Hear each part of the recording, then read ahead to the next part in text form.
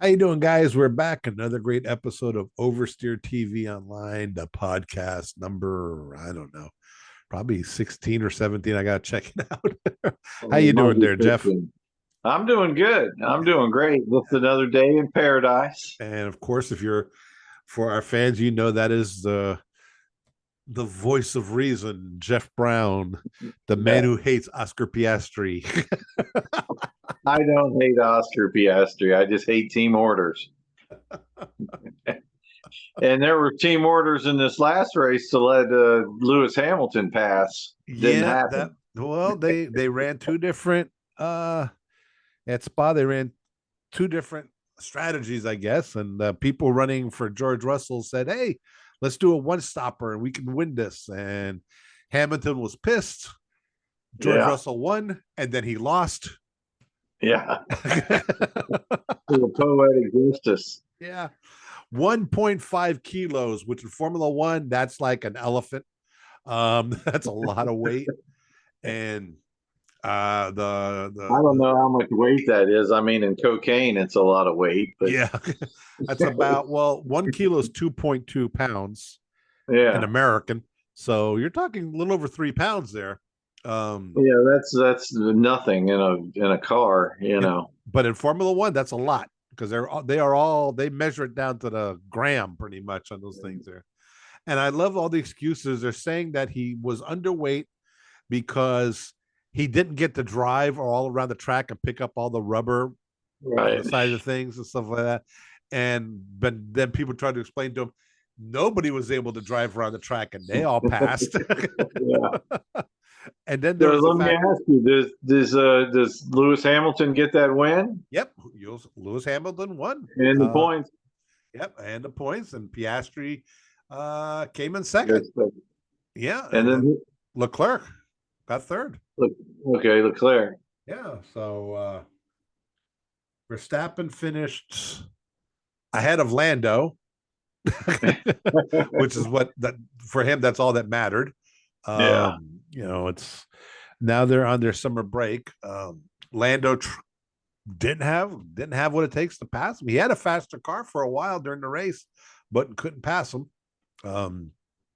Because Verstappen just made his car really, really wide and didn't Well, care. you have to be careful if you're trying to pass Verstappen because he Right. is a dirty driver. He will And wreck you and that's why in he a is three. heartbeat.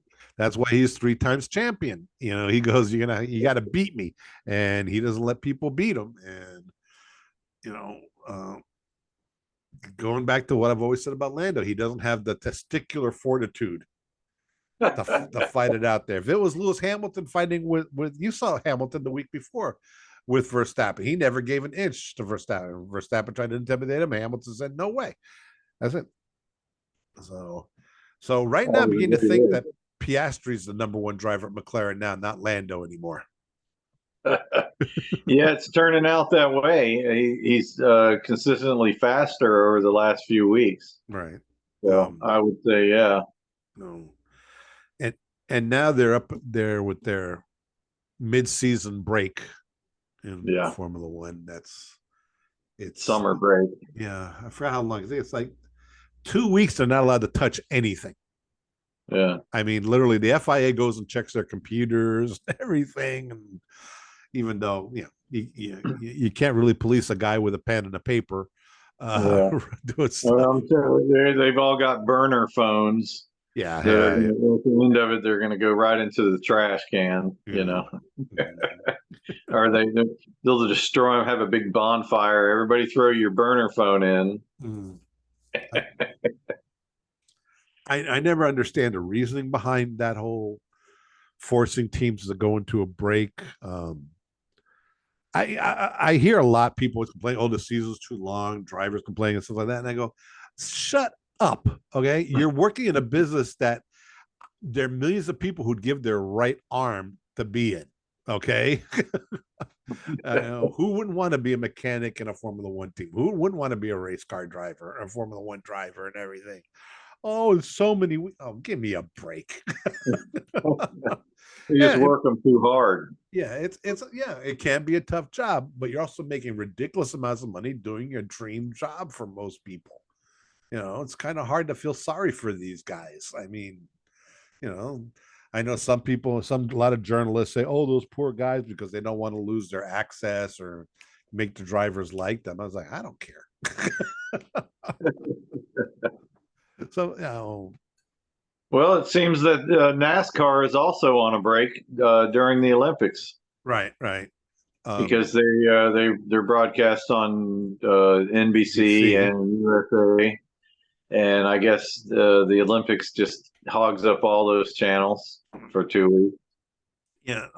Apparently, the only series that didn't get the memo was IMSA. They're going to be racing this weekend, and the World Rally Champions is racing in Finland, which is, they call it the gravel Grand Prix, because the cars are going just way too fast on the dirt there. After this weekend, go on YouTube and look up some of the highlights from the Rally Finland, and you're going to freak out. The speeds those guys are doing, it's like ridiculous. But yeah, it's kind of the only thing besides the Formula One, the only thing interesting was Formula E. They had their end of the season not too long ago, and I know you follow race finale. Yeah, I ended up catching up on the finale. What'd you think of it? I thought it was great racing, but they were in England, and to me, it kind of looked like Detroit. It did not look appealing. The track was small and slow, and made the cars look even slower than they actually are. Mm-hmm. If you compare to Formula One and Spa, which they're doing, 200 miles an hour, and then you switch over and watch Formula E in London. It's like they're like in go-karts, they look really slow, and the track was really small, really tight, and really slow. Which, I mean, it was great racing as far as the racing and the drivers. Pascal Wehrlein. I'm not sure. Was he a Formula One driver? He raced a little bit in Formula One. Yeah. Okay. Because it looks like he may need her looked at again, because he's clearly head and shoulders above the rest of the field there with his talent. Yeah. That's London is one of the holdover tracks, because when Formula E first started, the cars only had like about 180 horsepower. They weren't very fast. And they also wanted to bring it to the people. So they would have all these races in cities. Like they'd make a small track. I remember when they did Miami, they had a small downtown track and everything. And London is one of those holdover tracks where it's half the race. I mean, most of the races, it's in a roof. It's like in a warehouse almost. It's in a warehouse district. And now that the cars are a lot faster, they have like what was it? I think it's like 470 horsepower now. So they're pretty quick now. And so now they're doing, a few weeks before, they were in Portland, Oregon. They're actually going to real racetracks, so you can see how fast they are. But I liked it. It was almost like a demolition derby for a while there. The cars are, I don't know if I like them or not. Do you like the way they look, those cars? I do like the way they look. I'll tell you, the way they have those races set up, it's almost like a video game. I think they were inspired by video games, where you drive around a section of the track, and you pick up a boost by it's like picking up rings in the Sonic game or something. Mm-hmm. You're able to trigger boosts and things like that, and then the cars, they look like video game cars. Yeah. I think the whole series is inspired by video games. Racing games, which I really like. So I really enjoy that. I like that comparison. I think that's dead on.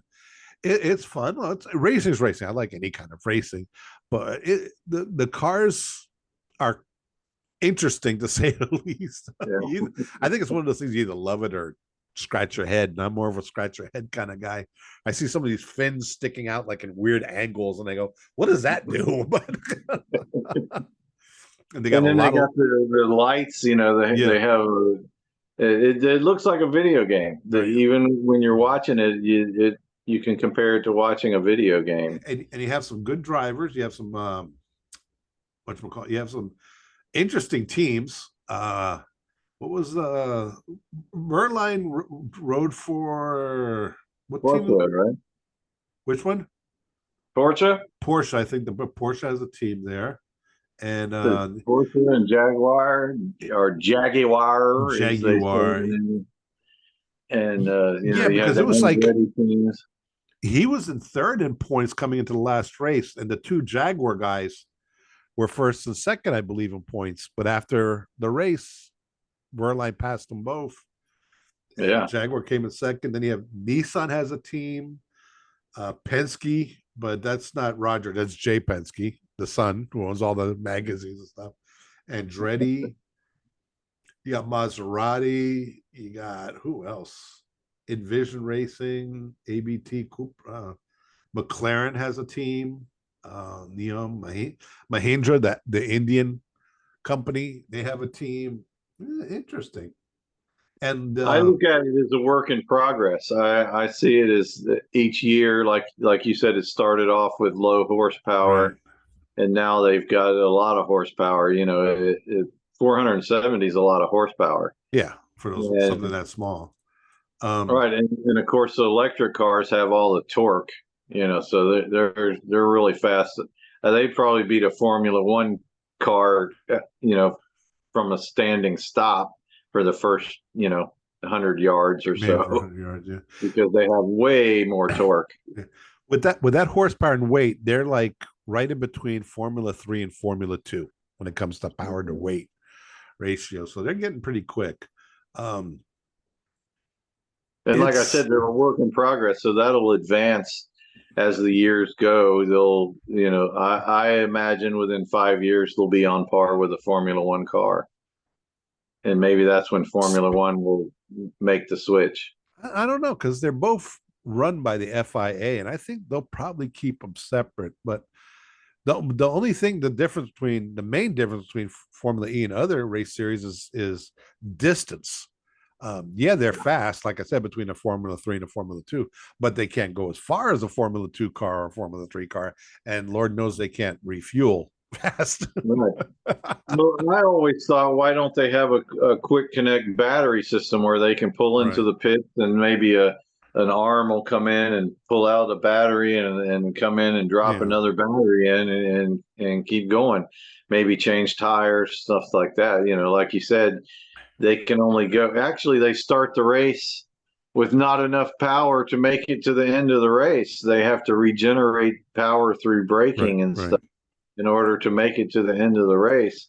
And that's where Wehrlein was just a master. Mm-hmm. He's leading the race. He has more power at his disposal. I don't know how he does it, but he's a master of conserving the power and running fast up front. So however he does it, it's pretty genius. He's a Scott Dixon of Formula E.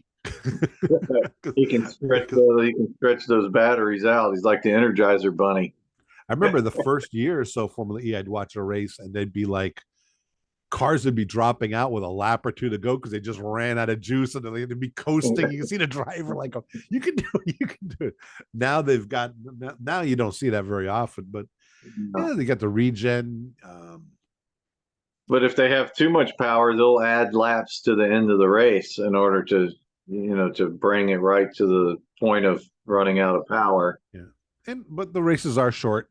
Also, they know the last thing they want is for all the cars to be running out of juice out there on the track, because that makes them look bad. Well, it's hard to do. They don't want to throw a caution. They had debris on the track and everything at the end of that race, and they didn't want to throw the caution because then they can't go back to green because there's just not enough power left in the cars. Yeah.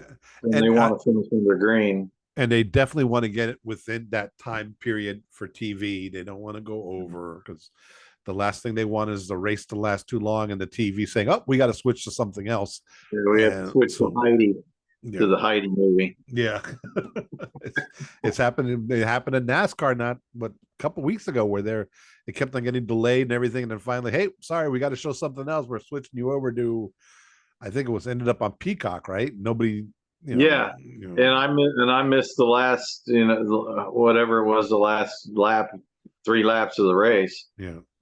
Maybe that's where the controversy came in, and I never went back and watched it on Peacock. I guess I should. But to me, Larson won that race, and he was going to win the race. There wasn't anything anybody could do about it. He had the better strategy. Mm-hmm. He had the most fuel, and he had the fresher tires. Mm-hmm. So, I mean, you can complain all you want, but the facts was he had the better strategy, more fuel, and fresher tires, and he's Kyle Larson. So that combination. Mm-hmm. All right. Well, was it July 31st? More than halfway through the season for NASCAR. What do you think of the season so far? How would you rate this season? Was it a good season? So boring? No, I think it's been a great season. Actually, I think there's been great racing, great competition and then there's the drivers. They want to get out and fist fight. They're all moaning and crying, and you almost want to watch after the race to see who gets out and gets into a fight or starts crying about NASCAR. NASCAR won't let me win because Kyle Larson's faster. I'm looking at the points here. Carl Lyson's win is ahead in the points by 10 over Chase Elliott, and Reddick is not that far behind, and Hamlin is like only 40 some points behind, which I still have yet to figure out completely the NASCAR point system. But they all got wins, so they're all pretty much going to be in the chase. Byron has 3 wins. Hamlin's got 3 wins. Larson's got 4. Bell and the Toyota's got 3. Keselowski, Bauman, Logano's got 1. Cindric, way down to 19th, he's got 1. But so how do you see the season playing out then? Well, I see Larson winning the championship unless something happens. I don't see the car falling off as far as performance wise. I think as usual, Denny Hamlin will be right there challenging and then choke in the final race like he always does. But I guess Larson's closest competition would have to be Reddick, I believe, in the Michael Jordan car as they had, and so I think it will come down to Reddick and Larson for the championship. Elliott, you don't hold out on anything for him? No, he's just been very consistent, and that's why he's in the position that he is. But as far as he hasn't been running well enough to win races, I don't think. He's won, but yeah, 7. Yeah, but yeah, I don't think his car. He's good enough to be in the top 10, but he needs to be consistently in the top 5, top 3 every week in order to have a chance to win the championship, because that's where Larson and Reddick and what's his name, Hamlin. Yeah. Larson and Reddick both have 9 top 5s. Hamlin has 8, but Elliott has 7 alongside Blaney and Byron, Bell and Keselowski. Yeah. When it comes down to the chase, though, when it comes down to the last 10, that's one of those things where one bad day and you're out. I mean, it's pretty much you're done with. Yeah, well, they have it set up now. Was the way it used to be was when you were in on points, you had one bad day, you were out during any part of the season. So now during the season, you can have bad days. If you win a race, you can basically have a bad weekend every weekend until the chase, and you'll still be in the chase. And, which then, if you have a bad race, then you're out.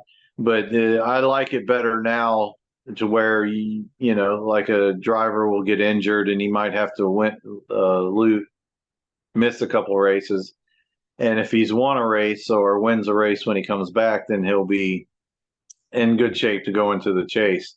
I never liked, you're in a points battle, and then the 5th race of the season you're out, and then you have a bad race, and then all of a sudden you're out of contention and you're never able to make that up. Right. So I kind of like the way they do it now. I even like the stage racing, because it adds excitement to the middle of the race. You're looking, those guys are racing hard to try to get those stage points, Uh, or they're not. There's a lot of strategy involved in that. well, And I think that's how Larson won that last race, was he gave up that second stage to go for the win.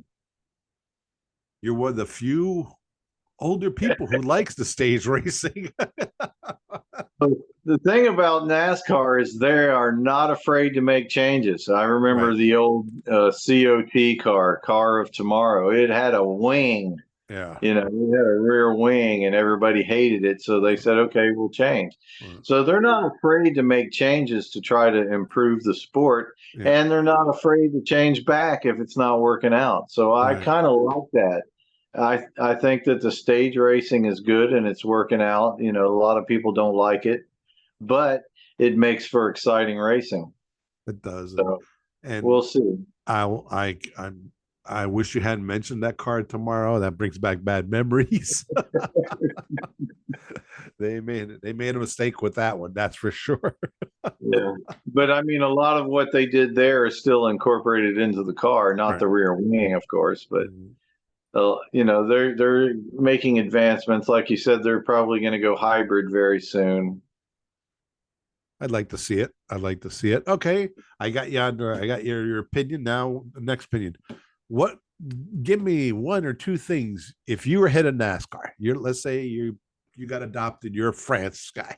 Your last name is France now, and you get to say, "Okay, I want to make these changes." What would you do?